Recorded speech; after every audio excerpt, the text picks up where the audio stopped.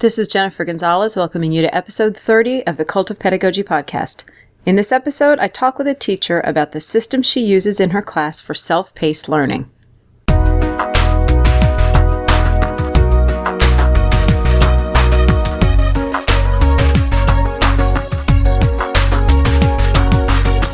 I think every teacher wants to differentiate instruction. We all know each of our students is at a different place, but trying to figure out exactly how to meet each of their needs is pretty dang hard. If it was easy, everyone would already be doing it, and they'd be doing it well. When I was in the classroom, I did my best, but I never really received any training in differentiated instruction. I've actually learned a lot more about it since I left the classroom. And the impression that I get is that there are still plenty of teachers who just don't quite know how to do it. Even if they've heard of strategies, they don't necessarily know how to manage the whole thing. So about a month ago, I went to a Teach Me, and I was really excited to see that one of the sessions was going to be on self-paced learning. So I went, and the teacher, Natalie McCutchen, showed us what she does in her classroom, and I was really impressed by how simple the system was. And there were a few key things that she said in the session that really, really stood out to me. One was that not all of her students are doing self-paced learning all of the time. It's almost like a privilege that they have to earn, and they can lose it. So that was a big light bulb for me, because I think a lot of teachers sort of like the idea of having kids work at their own pace, but they can't figure out how to manage the whole thing. And if it's something that you only allow your more mature students to do, students who can handle it and who will do the work, and then the other kids work with you in a more traditional way, I don't know, it was the first time I had ever heard of someone doing it that way, and it really made a lot of sense. Now, something to keep in mind when you listen is that she is a math teacher, but I don't want you to stop listening if you are not a math teacher, because I don't think this process only applies to math. I think it could be adapted to any subject area. I think it's very easy to do it in math, but I really think it could be adapted to any other subject area. So in the blog post that I'm going to write to go along with this, I am going to show some of the documents that she uses to organize this, but I'm also going to try to work through how I think teachers in other subject areas could use this same system. So if you want to see a little bit more of that thinking, go to cultofpedagogy.com/pod and click episode 30, and that'll take you to the full blog post that is associated with this interview. Before I play the interview, I want to thank everyone who has left a review for this podcast on iTunes. I know it's an interruption in your day, and we're all really busy, so it just means a lot that you would take the time to support me in that way. Leaving a positive review makes the show more visible to other listeners, and it helps me reach a lot more people, so thank you. If you're enjoying the podcast and you haven't left a review yet, I would love it if you would. Okay. On with the show. Here's my interview with Natalie McCutchen about self-paced learning. I have with me today Natalie McCutchen. She is a 7th grade math teacher in Kentucky, as am I. I'm not the math teacher, but I'm in Kentucky. And here's the reason I have Natalie on. She and I both attended a Teach Meet a couple of weeks ago, which is, for anybody who's not aware of that, it's basically like an ed camp. And she gave a presentation on self-paced learning. And so I just popped in, but it was a real popular session. You got way more people than I did in my session. I had 6 people, and I knew 3 of them personally. It was pitiful, but a lot of people were interested in your topic. And so it was just on how she does self-paced learning in her class. So I wanted to have her on so she could explain to... That's okay. You know what? This episode is going to have occasional buzzing. That's cool. That's just reality. Okay. I'm sorry. So hi, Natalie. Hi, glad to be here. Sorry. This is like Facebook alerts, text messages, the life of a teacher you never really unplug. So this is the reality. Sorry. That's okay. So if you could just maybe start walking us through how you basically have your students, or some of them, and we're going to get to that piece of it. You have some of your kids basically work at their own pace. Correct. In math. And this is, I think if I understood this right, you're only doing this with one group, or is it with 2 classes right now? So one class, my pre-algebra class, they are my higher level math class. They pretty much do it exclusively. So every student does it. I pay more attention or attend to some of those students more than others. But my math classes, it's a select few students. So my pre-algebra, everyone does it. My math classes, around 5 to 10 students. Okay, so let's start by talking about the pre-algebra class then, and we'll talk about how you actually came to the point where you started doing self-paced with them. Okay, so how I got on this whole idea is about 2 years ago, I looked into in the flipped classroom where you make videos of your instruction, and the students typically watch those outside of class. So when they come to class, they're able to work collaboratively on ideas or activities with their classmates. So you just use your class time for more of the work and less for the instruction. So about 2 years ago, I decided to work on that, but I still used it for, my students still watch the videos in class. And it was during that time that I realized that some kids just naturally move through the content faster.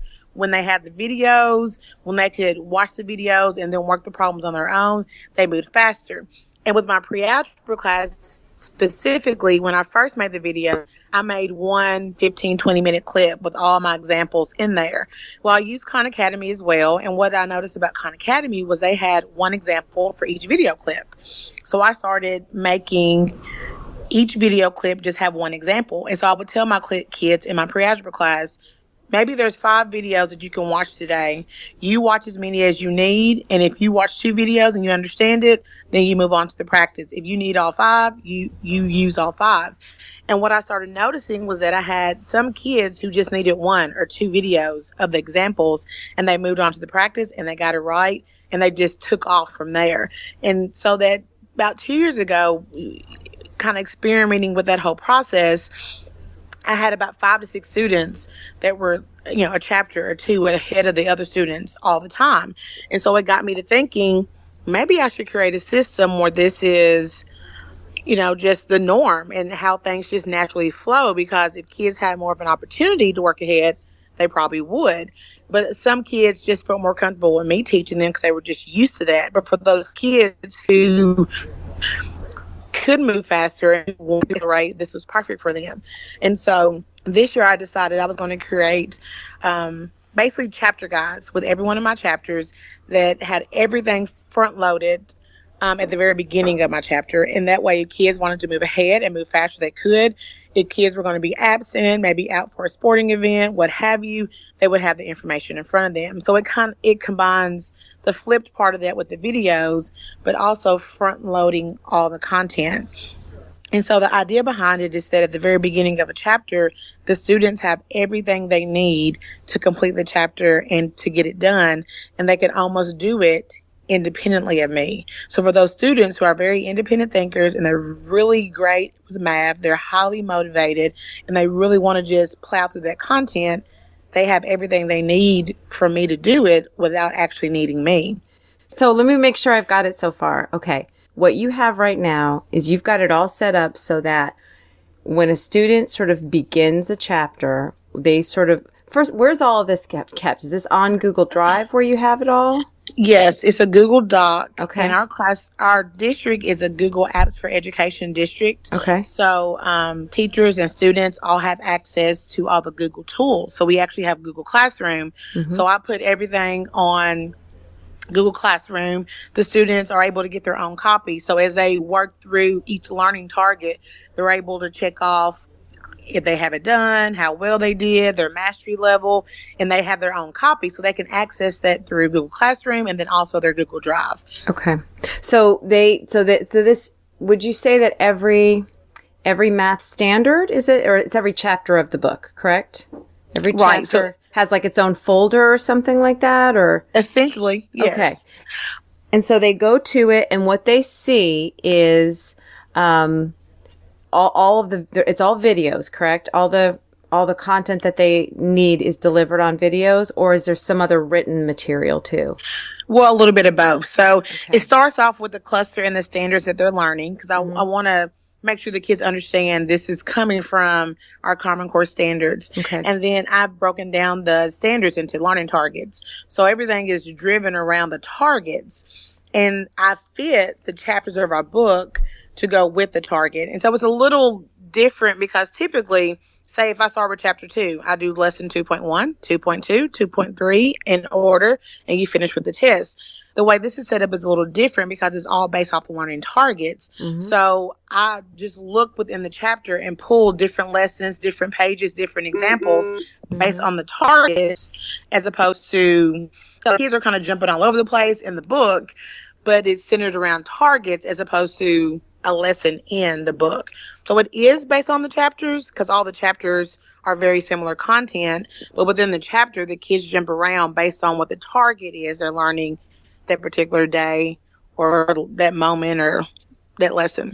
Okay. So I remember from your presentation that, is it that there is a pre-test that they can take to at the beginning of that chapter to see if they kind of already know how to do everything? Okay. Exactly. So does everyone take that no matter what? Yes, yes, everybody takes it. In my mind, this crazy teacher mind that I have this perfect classroom in my mind. So ideally, my classroom would be flipped learning, where students can access instruction or me giving instruction on demand, which fits perfectly with our society, right? They can just access anything they want on demand. But instead of having to wait for me to come help them, they can just click on a video and bam, whatever they need is at their fingertips. That's also coupled with assessment for learning. So standards-based grading. So everything is broken down to a target. You're trying to master this content, not just get points or get a grade, but truly understand the content at a deeper level.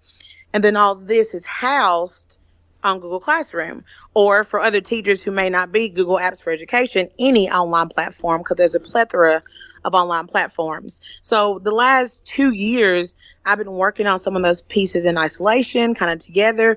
And this year was when I wanted to bring it all together.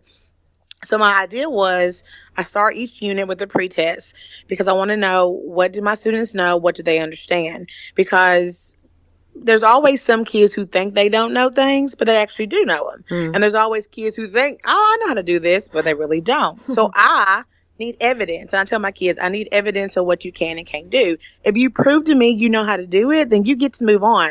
Because if you completed this pretest correctly without me, without any instruction, without any help, you truly know what you're doing. Now, we may do some more in-depth work. We might go a little bit deeper. We might have you work on applying that content. But as far as me teaching you how to do it, you don't need that because you already understand that. So students start with the pretest, and that helps me determine what they already understand before any instruction takes place.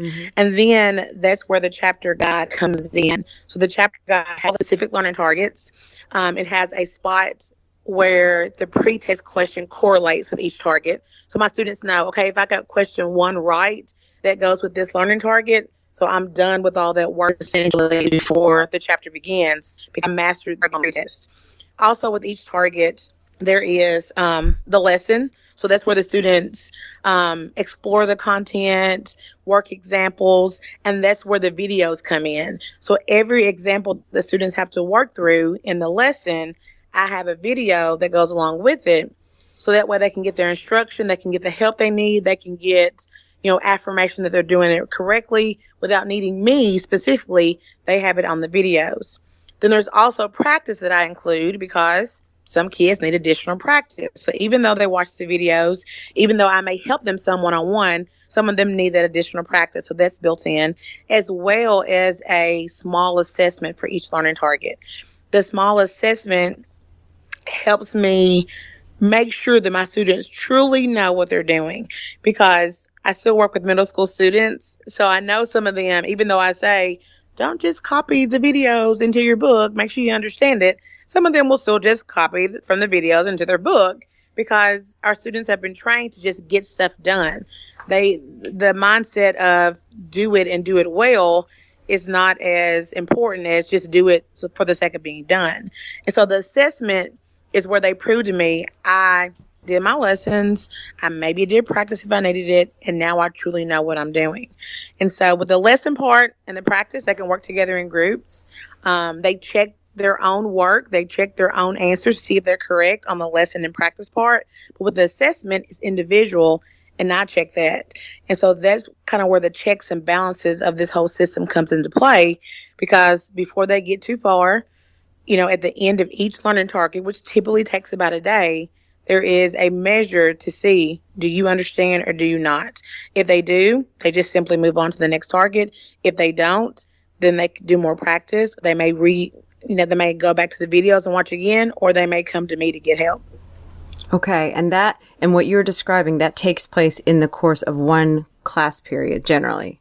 Typically. Now, some kids are faster. So for some kids, for instance, some kids might look through the examples real quick, maybe take 10, 15 minutes on the examples. They check themselves, they get it right. They do the assessment, they get it right. So maybe in 30 minutes, they're done. But for most kids, I tell them, you're looking at about a target per day. So if you're getting a target per day done, then you're pretty much on the right track, and you're going to keep pace where I need you to be. Okay. And so if you have a student who, say, completes a target in like 15, 20 minutes or sort of tests out of it or skips over it, basically just assuming that they work faster than you would expect, do they move on to the next target during that class period? Or They sure do. Okay. And so do you have some kids who are just sort of like, they're not even in that chapter anymore? They're just, they've moved several chapters ahead? Yes.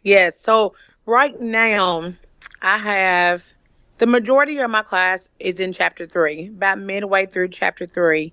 So I have maybe 5 to 10 midway through chapter 3.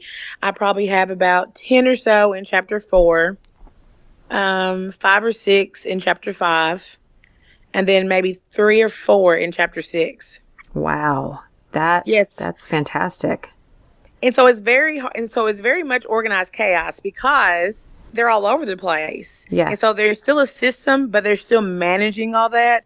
And with my pre-algebra students, these students are more independent than most, but they're still used to having a teacher there. So some of them still need me to just check them off, or they still need me to say, yes, you're okay. Yes, you're right. And so it takes a little while for me to wean, because they just think they have to check in with me. And am I right? I'm like, but did you check yourself? Well, yeah. Did you get them all right? Yeah. Okay, just move on. So it's funny how it's still ingrained in them. Check with the teacher. Make sure you're right. Check with the teacher. But yeah, they just keep moving. And one thing, the crazy thing is, I always think of ways I can make it better, even while I'm doing it. So one thing I want to do next year is, because I thought about the fact, especially with my pre-algebra students, there have literally been some students that take the chapter 1 pretest and get every single question right first time around. There were some kids who took chapter 2 pretest, got every single question right the first time around.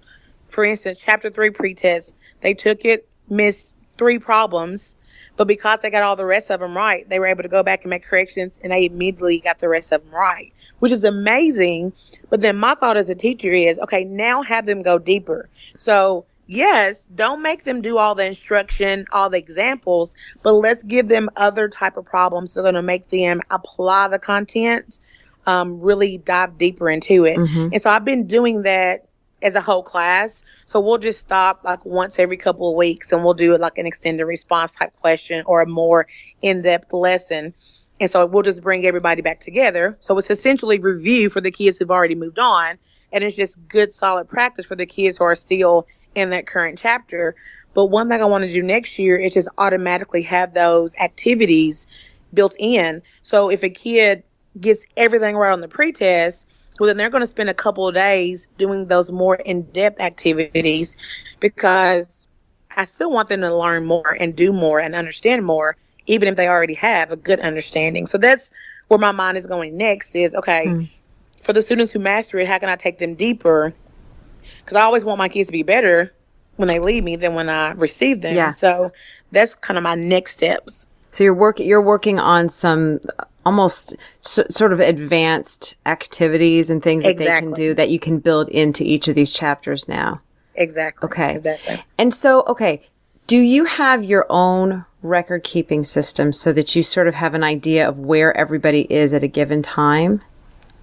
Yes, I do, but I'm still trying to find ways to make that more seamless. Okay. But the one thing I do use is On the chapter guide, there is a section. So students get levels of mastery in my classroom. That's kind of where the standard space grading part comes in.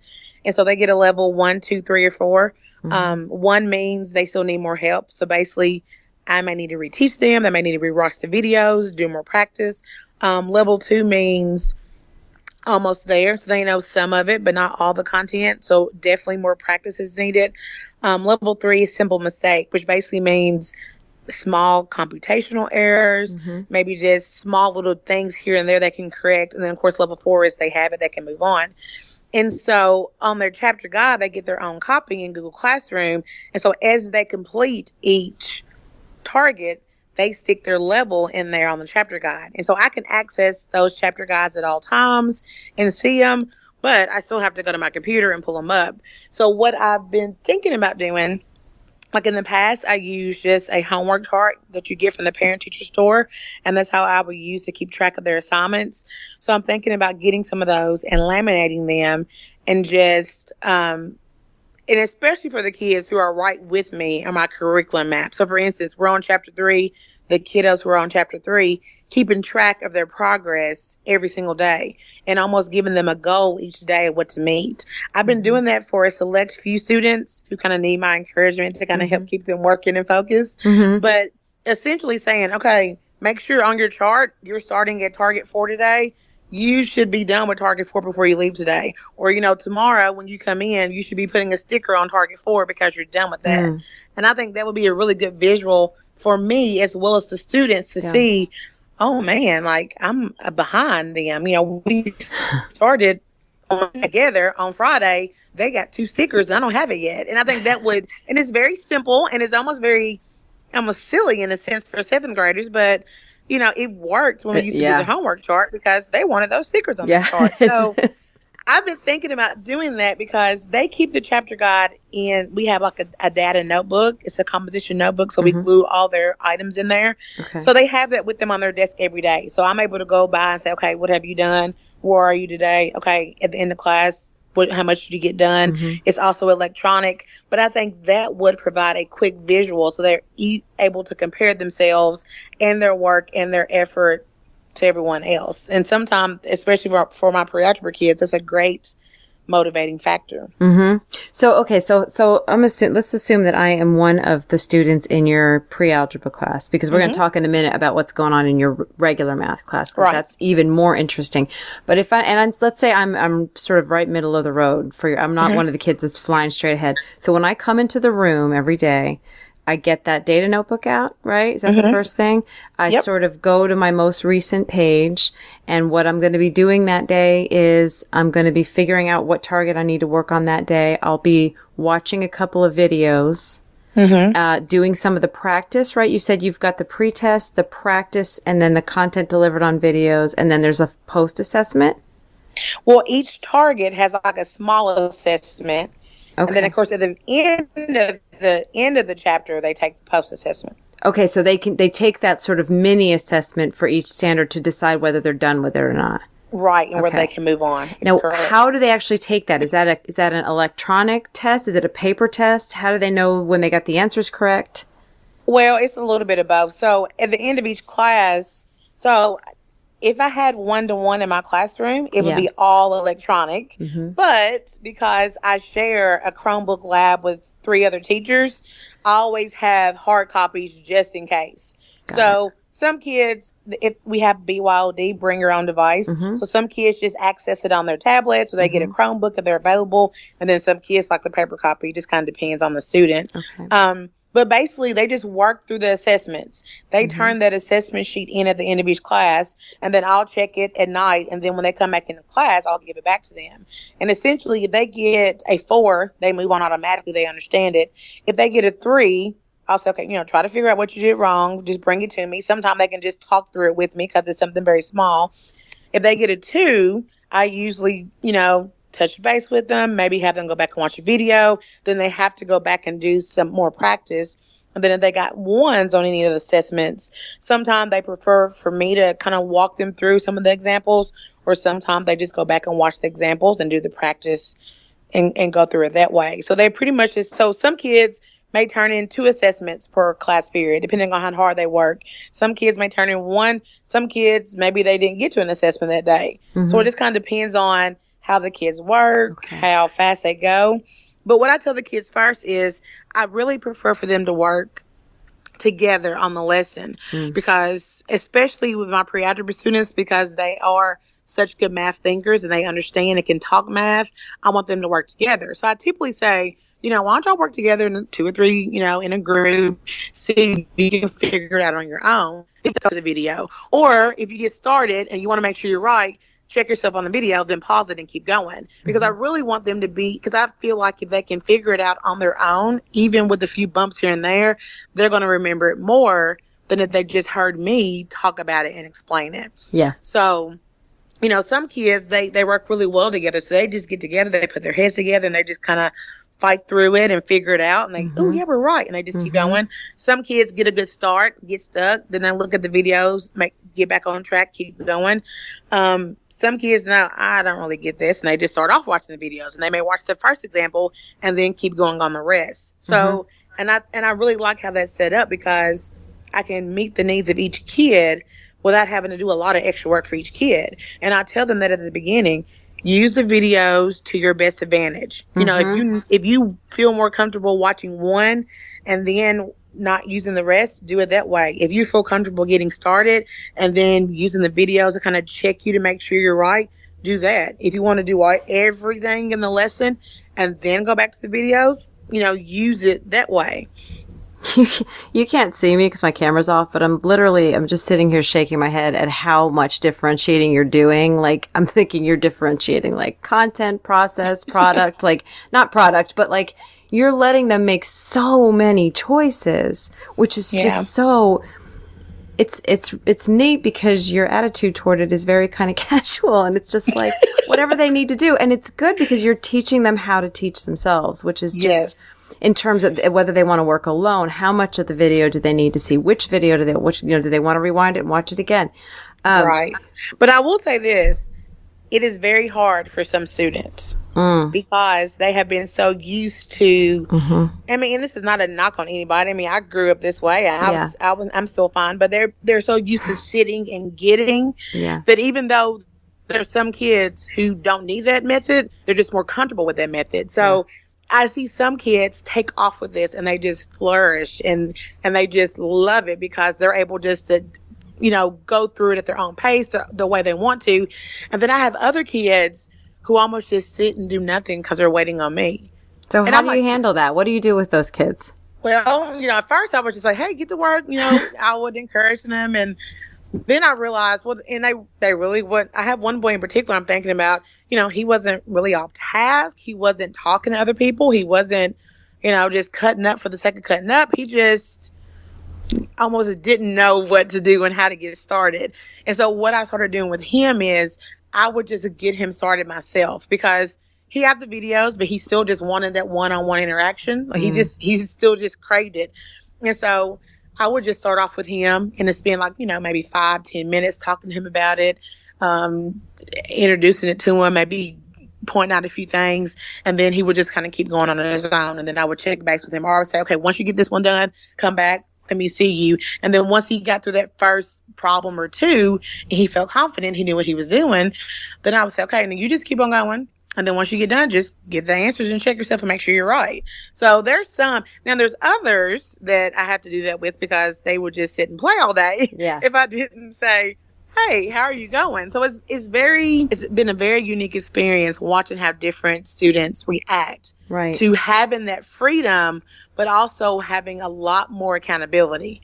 Yeah. And I think that's what a lot of students, I don't think they get how much I'm really putting into their hands. Yeah. Because I'm saying, oh, I expect you to have this and this done, but how you get there, you kind of get to choose that path.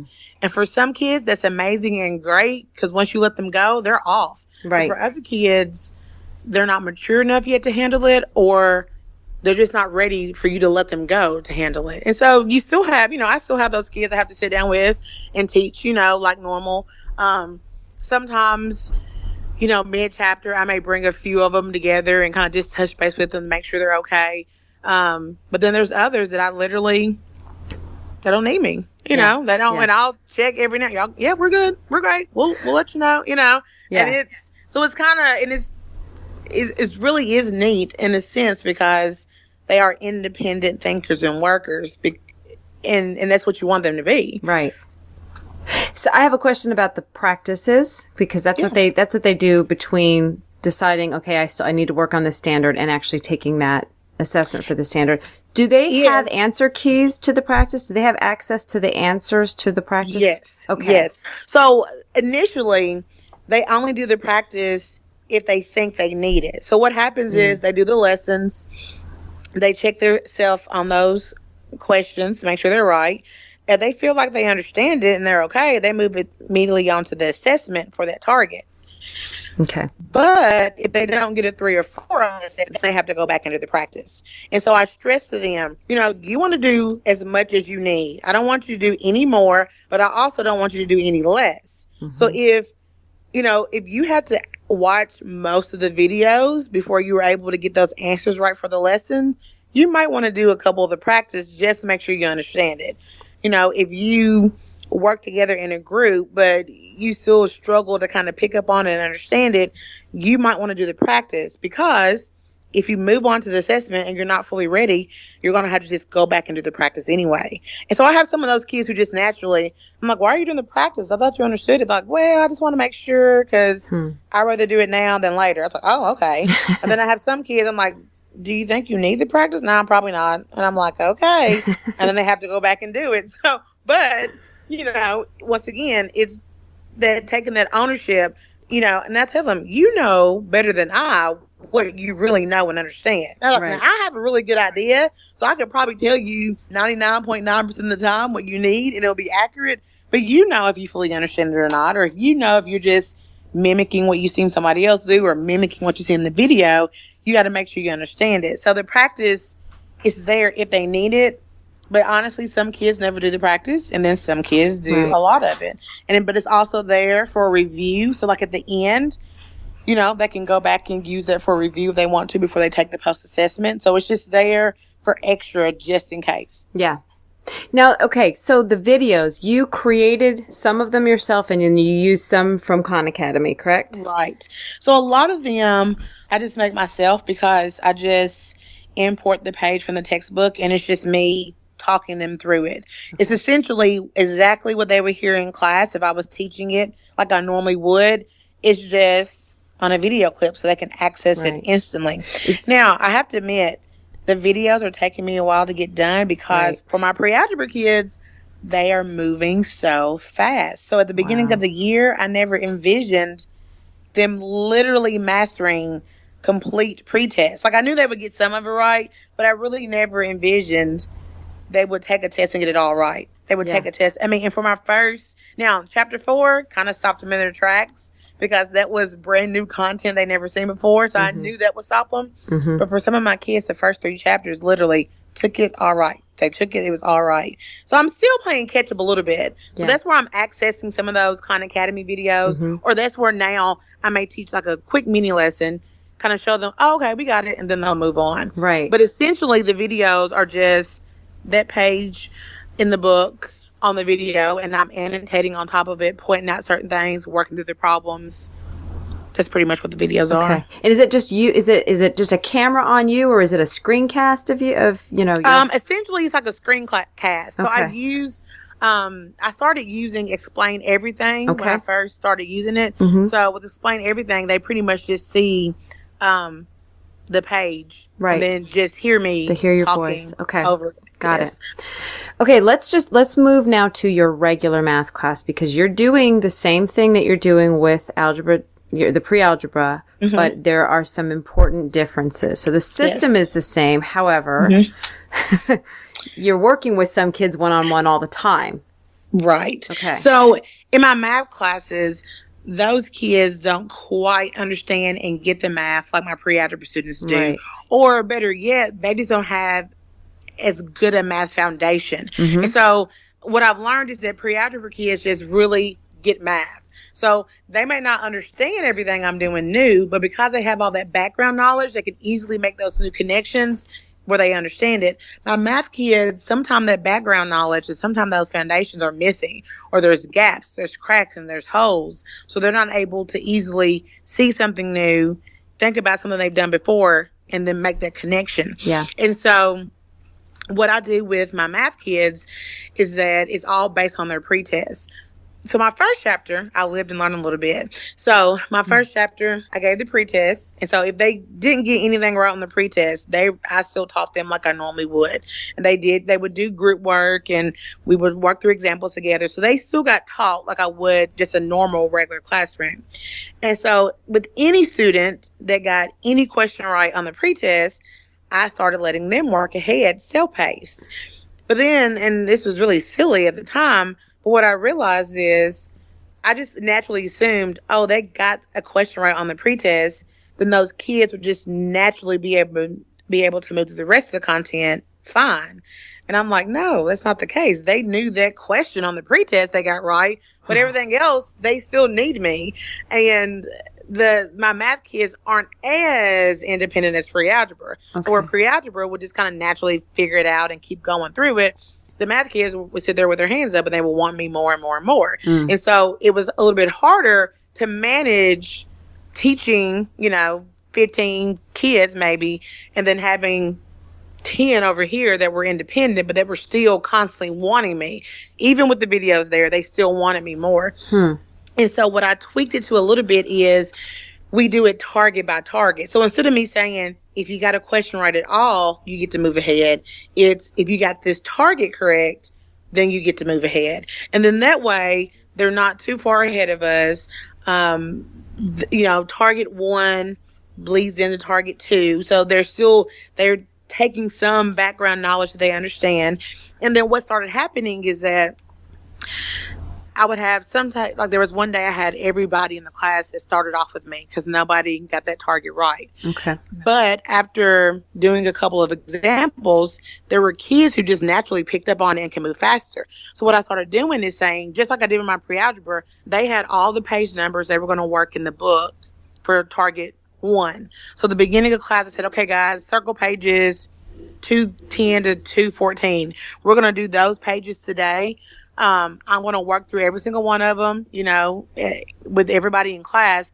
But if you think you understand it, if you think you know what you're doing, you can move ahead of us if you want to. And so I just had some kids who naturally would listen to the first page, maybe listen to the second page, but in the last 2 pages, they knew it on their own. So while I'm still working with the rest of the class and they're working in groups and figuring it out, they have the rest of the pages done in 5 minutes. Then I would just go check them. They got it right. And then I would go ahead and give them the assessment. So it's still self-paced in a sense, but at a very slower pace than my pre-algebra. Because pre-algebra is just everybody's doing it. You go at your own flow. Right. You're almost independent of me. Where my math classes are still a little bit more still a little bit dependent on me, but there's certain kids who start to kind of separate from the pack. And so what would happen is where it may take me, 30 minutes to get through all the lesson pages with my regular class, some kids would get done in 20 minutes. And then while the rest of the class was finishing the last 10 minutes of the lesson, the other students were already working on the assessment. So while the rest of the class was doing the assessment, the kids who moved ahead, they were already starting on target 2. And so they kind of naturally worked their way ahead, but it was still very sequential. We're going to start together, but as you understand it, you can move ahead. And that way they never got too far if they were not ready for it. But if they proved they were ready for it, then they were able to get further. And what happened, and by doing it that way, they actually gained more confidence in themselves. So they started to realize, okay, I don't need her as much. I maybe just need her for 1 or 2 examples. I don't need her for all those examples. And so it's been a deliberate process where those kids just slowly but surely separate themselves from the pack the further we get into the chapter. And then sometimes I have to come back to the pack and I'll say, you know what? You really didn't work that hard yesterday. I'm not even sure what you got done. I don't see anything on here. But I did. No, you didn't. Just come back with us today. And so it's a good measure for them because they like being ahead. They think it's kind of cool. Sometimes I let them go out in the hallway and sit at a little table. So they like that. But I stress to them, you still have to work. Right. So That was That's the part gonna of your be different. presentation that I liked, because I was saying to you earlier before we started the recording that I think a lot of teachers who would hear about a system like this would think that they have to do this kind of like how you're doing with the pre-algebra. You have to do it with everybody. And you said in that presentation, if it's not working out for the kids who are on self-paced, you're not doing that with everybody. And they have to earn their way into it, and they've got to earn their way to stay in it. And if it's not working out, they will come back and work with the teacher. Exactly. That's really smart. And what I've noticed is that there's some kids who work their way out of it because of their behavior. They just aren't mature enough yet to have that little bit of freedom and to not have somebody monitor them. And so I have 2 boys in my 6th period class that I'm thinking about right now that are really brilliant, but they just like to play. And I said, boys, I love you, and I know you can do it, and you should be doing it, but you're going to have to come back in here with us because you're just not producing anything out there for me. Yeah. And I mean, they didn't necessarily like it, but then they couldn't argue with the fact that they were not producing. But I told them, as soon as you start producing, you can go right back out there. Like, exactly. I'm not going to keep you in here. I'm not mad at you. I just want you to show. But the point is, they have to know the math and be able to do it. So it's not she likes me, or, I do stuff for her. No, I just can you do the math? And if you can do it and do it well and you do it faster than other people, great. You get to move on. If you can't for this day, then you'll just stay with me, and then tomorrow you can try it again. So I think the kids see it as a very fair system. It's not, she likes those girls are good, she lets them go outside. No, they know the math, they understand it, so they're getting to move ahead. Yeah. And then if they don't understand it, then they just come back to me, and they just keep going with me like normal. That's fantastic. I'm going to get in touch with you probably tomorrow. I'll send you an email about, just so that maybe you can email me a couple of those things that you showed us in the presentation. You showed us this kind of like pictures of like what the kids would see, and maybe even like some screenshots of how you've got the materials laid out. Okay. Just sort of like what the students would see, because I think people are going to hear this, they're going to want to do it, but they're probably going to want maybe a little bit more visuals just to understand how to actually set it up. Excuse me. Okay. Thank you so much for taking this time and explaining all this and just sharing this so that other teachers can try it. No, thank you for having me. I appreciate it. And tell me also, where could teachers reach you if they had sort of direct questions? You want to give your Twitter handle? Sure. So it's at N McCutchen, McCutchen. I'll put that information in the blog post, and I'll be in touch over the next couple of days so we can get some materials together for people too. All right, that'll be great. Thank you so much. All right, thanks a lot, Natalie. To see the resources mentioned in this episode, including the documents Natalie uses to keep her system organized, go to cultofpedagogy.com/pod and click on episode 30. Thanks for listening, and have a good day.